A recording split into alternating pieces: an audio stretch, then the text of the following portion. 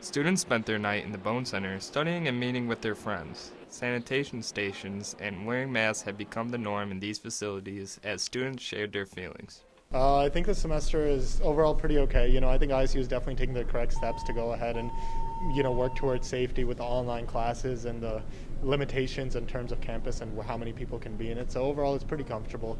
Of course, not the same as in person, but, such are the times. Honestly can't really remember how it used to be. My thoughts, it's kind of like annoying, but it's there's a point to it, and hopefully if we all keep following all the rules, then eventually we can go back to normal. Well, there you have it. Many students have shared their thoughts and feelings on this pandemic, but one thing is for sure, we are starting to get used to the way things are. I'm Jake Velas from TV10 News. There are many differences between the ways that states are handling the coronavirus pandemic. Some states are very strict about lockdown, quarantine, and interstate travel, while others are living life close to normal. I think that people, if they're traveling safely, if they're following the state orders that they go to, I think it's okay if people have been traveling. A good job in monitoring the situation where it's at, and then really lifting the restrictions as they need, as they feel fit.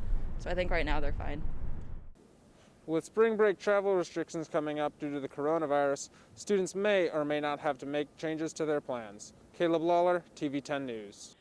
A total of 50 Normal businesses received grants from the Town of Normal's Small Business Relief Program. The grants totaled up to $450,000. For some businesses, they were able to stay open throughout the entire pandemic. Even though they were open, it was still not the same.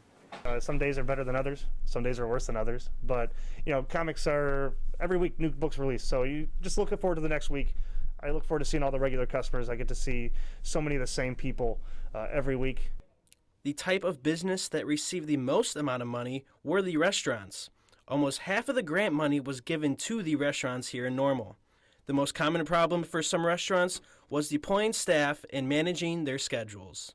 Probably staffing and staff changes. There's a lot of people that took time off, wanted more hours, wanted less hours during all of this. Just everyone kind of individually trying to figure out what they're going to do for money.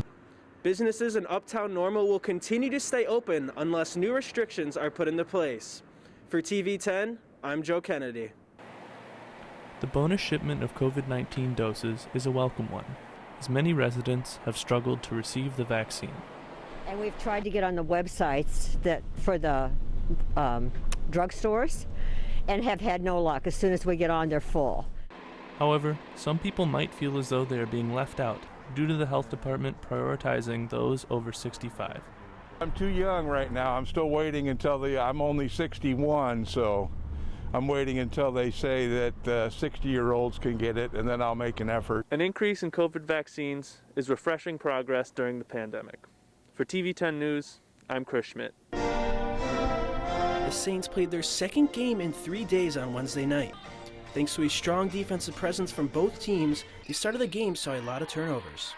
The Saints were able to get off to a 7-2 lead in the first quarter, but it was the only time they led for the rest of the game. I told them that we played probably the best defensive thing in the first 10 minutes of the ball game, and then, they got some easy layups, and we kind of got down on ourselves a little bit. Only 5 players were able to put up points for the Saints as Galesburg went on to win 52-38. This year, teams will be forced to play up to 4 games in 1 week. So you really don't really have time to focus on fixing things, but just kind of focusing on the next team. The Saints will be back Friday night when they play University High School for their 3rd game in about a stretch of 8 days. For TV10, I'm Joe Kennedy. For the PATH Crisis Center, these potential funds could not come at a better time. Due to COVID outbreaks in shelters across the Bloomington area, PATH has been forced to house some of the less fortunate in motels. The recent drop in temperatures doesn't help this situation either. The money will be coming from a COVID fund and is much needed, according to one board member. With hybrid and remote learning in session, many District 87 board members worry about the impact COVID-19 has had on students for this 2021 academic school year. Staff, teachers, and students look forward to the funding that is anticipated through the CARES Act. Services outside of the school day so that as time goes on, our kids are able to make up ground in cases where they've fallen a little bit behind. After the game being delayed on Tuesday night due to weather, the Normal West Wildcats got their chance to take down the Tigers of Urbana. The game started off back and forth between the two sides. Senior and Western Michigan football commit Corey Walker scored 6 of the first 10 points for the Wildcats. At the end of the first, Normal West was up 15-14, but that was the closest Urbana would get to leading for the rest of the game. The Wildcats outscored Urbana 24-9 in the second quarter and won a 14-0 run. Max Zybarth connected on a couple of threes and was a presence in the post with Walker. And our guards started to hit some of the open shots because they were collapsing in on Max and Corey. I thought we had a clear advantage in the post. I think they realized that too, so then they started collapsing and our guards started to hit some open shots. After a timeout, Coach Hefferman emphasized attacking the paint once again. And once back on the court, Normal West went back to their physical ways and led by 12 at the end of the third quarter. I mean, I'm usually way more stronger than most everybody, so I tend to try to use it on the court, and it helped me usually, especially on the boards. The Wildcats will be back Friday night where they play their first of 3 games in 4 days. For TV 10, I'm Joe Kennedy. Last weekend, students at the Vidette watched as awards were given for the annual Illinois College Press Association competition. The competition was held online this year due to the pandemic, and over 30 Illinois universities and colleges competed. The pandemic not only affected the awards, but also the way that the Vidette functioned. That I'm especially proud of what was done here when you consider the conditions that these guys worked under. The Vidette staff took home a total of 16 awards, with 8 of them being gold medals. Vidette Editor-in-Chief Elizabeth Siles says there are more important things. Awards are nice, they're validating, but what matters more than any of that is just the experience that I've been able to get here and the people I've been able to meet. Despite the challenges of the pandemic, the 8 gold medals for the Vidette staff was an all-time high.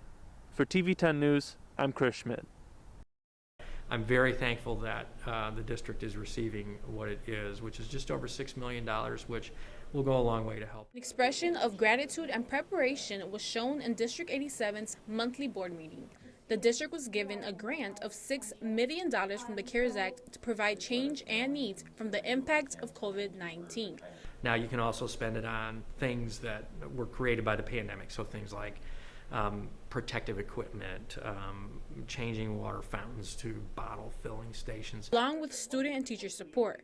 These funds will be used for kids in pre-K through grade 12 for after-school and summer school learning. We're expected to come to life with a positive increase in academia and within the community. I expect us to hopefully be back to where we would have been had we been in school this entire school year. So that's definitely the goal too. With the funding of the CARES Act, District 87 is looking ahead for a return of normalcy in education. This is Chelly Zarco for TV 10 News. The Miller Park Zoo Stampede will take place this Saturday, March 6th. Beginning at 9 a.m., the event offers a 5K run, 3K walk, and fun run for children. Proceeds raised will help to expand the children's zoo. We are raising it this year for our Fun to Need, which is the expansion to our children's zoo exhibit, which is our interactive petting zoo for children. With the race starting at Miller Park Pavilion and making its way through the zoo, this allows plenty of space for runners to follow CDC guidelines while also getting a competitive runner's experience. And this year we're seeing lots of interest in the race because there have been so many postponed or that have been run virtually. We have the luxury of having Miller Park and the beautiful surrounding neighborhoods. While participating in the Zoo Stampede, you get the chance to walk and run alongside some various animals, like these really cute geese. Michelle Guerrier, TV 10 News. After a brutal winter, people of the Bloomington Normal community are eager to get their favorite ice cream. A lot of time has been spent inside over the past year, whether it be during quarantine or the cold winter. Now that temperatures are above freezing, ice cream shops across the town are starting to open up, which has made the die-hard ice cream lovers ecstatic. I've been here since I was a baby. It was the first place I ever ate ice cream.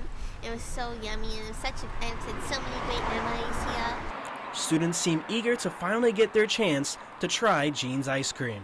Well, this is my first time here this year. I transferred here last fall. My friends told me good things about the place, so. As summer slowly approaches, just remember to not let your ice cream melt while you're counting somebody else's sprinkles. For TV 10, I'm Joe Kennedy. The fog this morning might look like the toxic smog that can cover larger cities, but it also has one glaring difference, and that has to do with how it affects your health. Are looking at the problem as non-existent, right? And that's I think where we start having issues is like we can't even agree on what the problem is. And I know especially air pollution would be affecting me, and I don't know all this technical stuff. I just know it is something to worry about and something we need to try to slow down. In a non-conference matchup, Bloomington High School and University High School battle it out in both of their second games in the new season. With it being a crosstown rivalry, the players and coaching staff knew the energy would be high. Each team came into the game with one win, but it was the U-High Pioneers who would get the second on the season. Just got a really big front row, so I'm hoping that they're kind of imposing their will early on and just trying to prove how physical we are. Bloomington woke up in the second set and got off to a quick 6-0 lead, but the Pioneers were able to crawl their way out of the hole, going on a 6-point streak to tie things at 15. After the sloppy start in the second set, U-High would go on to win it 25-20, winning the game 2-0. The pandemic has affected all of our lives for over a year now, and people are eager to get back to normal. Other relatives are being extremely cautious, and so are we, and we all understand that, and so it's a sacrifice that we're all making together.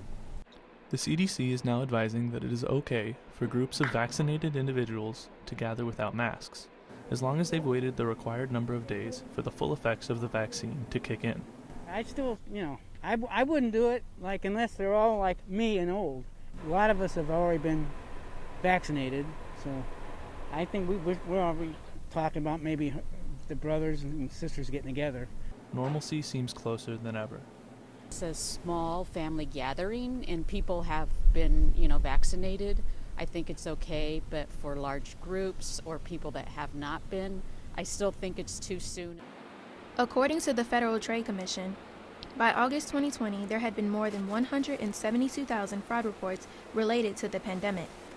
Some ISU students even say they've received some unusual emails recently. About a month or two ago, I had a couple spam emails and I contacted tech support and they ended up just reporting it and deleting the emails from my account. Like the subject line I kind of knew because a lot of things that were supposed to be capitalized were like lowercase. I don't know why, but most people have like good grammar in emails. I feel like they're more professionals. TechZone experts say adding a cybersecurity software will help double your authentication. Here at TechZone, we kind of recommend just Windows Defender if you're using Windows computer. If you're using Mac, we kind of recommend Avira, which is just like a antivirus protection. Adding a multi-factor authentication program to your computer will also not only protect your passwords, but help protect sensitive data and personal information. Just I like seeing big monsters fight on big screens, so it's a perfect movie. And so did other people all over town who showed up at a local Bloomington theater to see a monster battle between a lizard and an ape. Dude, Godzilla all the way. Definitely King Kong. Godzilla. Go with Kong, he's got the thumbs. Gotta be Godzilla. There's just no way. Kong, definitely. Godzilla all day. King Kong for sure. I got Godzilla 10 out of 10 times. It was Abby Bassler Day for the Redbirds as she was the only person honored for senior night. Most seniors will be back because the NCAA gave everyone an extra year of eligibility due to the pandemic. The team was not able to give Bassler one final win at Adelaide Street Field as the Redbirds lost 1-0. Over the span of 4 seasons, Bassler ranks top 10 all-time in goals, assists, and points for the Redbirds. She has proven to be one of the best players in the program, both on and off the field. It's hard to sum up in even just a single paragraph the significance that a player and a person like Abby Bassler has on a program. She's been in a leadership role within our team as early as spring of her freshman year. In the 53rd minute, Velpo was able to score the only goal of the day off a free kick. Now the team will look to the Missouri Valley Conference tournament, where they feel they can make some noise. If we can stabilize, we can balance ourselves, we can unify ourselves, and we can find a way to be more consistent. The Redbirds finished the regular season with a 4-6 record, as well as with a 4-4 record in the Missouri Valley Conference. For TV10, I'm Joe Kennedy. Today is the last day of classes for students at Illinois Wesleyan.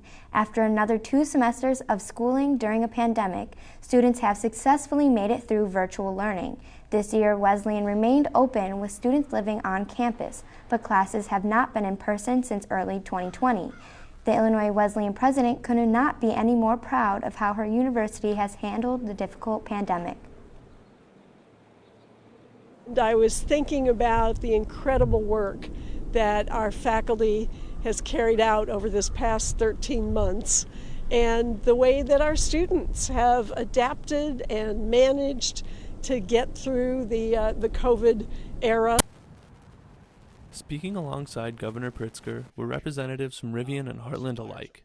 This partnership will provide Rivian with skilled workers to fill necessary positions in the growing electronic car company. By creating access to the right kind of training that give workers new skills to find careers in these innovative jobs that are changing the manufacturing industry. 12 students will be enrolled in this new program next year, and Heartland, as well as the governor, are hopeful that the program will expand in the years to come. As governor, I'm committed to building an Illinois that is focused on the high-quality skilled labor and developing that so that we can maintain our manufacturing prowess for generations to come.